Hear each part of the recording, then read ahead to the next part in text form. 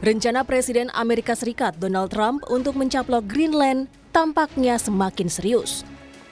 Terbaru, secara mengejutkan, Trump mengaitkan ambisinya untuk menguasai Greenland dengan kegagalannya meraih hadiah Nobel Perdamaian 2025.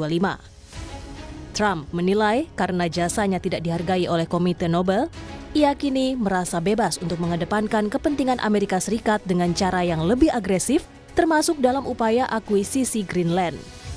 First of all, a very fine woman felt that I deserved it and really wanted me to have the Nobel Prize, and I appreciate that.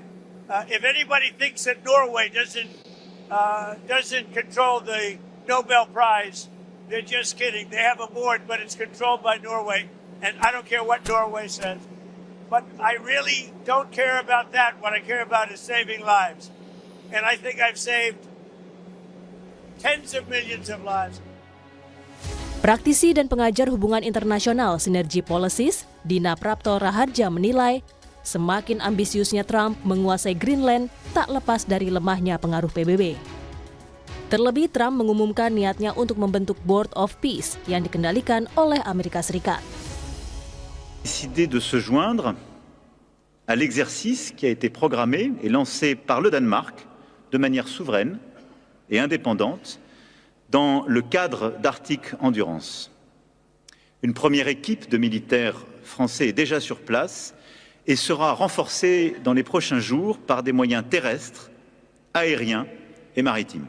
C'est le rôle que la France doit jouer, celui d'être disponible face à l'évaluation de la menace, de savoir s'adapter et d'être aux côtés d'un État souverain pour protéger son territoire.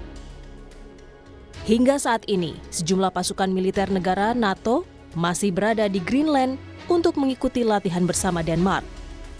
Langkah ini dilakukan usai ancaman Presiden Amerika Serikat Donald Trump yang ingin menguasai Greenland.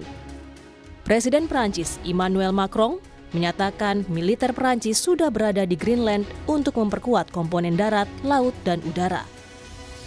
Kemudian PBB bisa apa? Sebenarnya PBB sudah lumpuh. Kalau dari segi Dewan Keamanan PBB yang sebenarnya bisa melakukan prevensi gitu ya, preventif gitu, itu sebenarnya lumpuh. Tapi kalau kita nggak perlu khawatir sepenuhnya karena mekanisme-mekanisme baru yang dibangun lewat bilateral maupun minilateral itu sebenarnya ada. Yang harus diantisipasi sebenarnya sebelum menuju Perang Dunia Ketiga itu adalah eksploitasi. Jadi yang saya khawatirkan itu justru eksploitasi besar-besaran, terutama terhadap negara-negara low middle income countries. Tak hanya ancaman militer, ancaman ekonomi juga dilontarkan oleh Trump.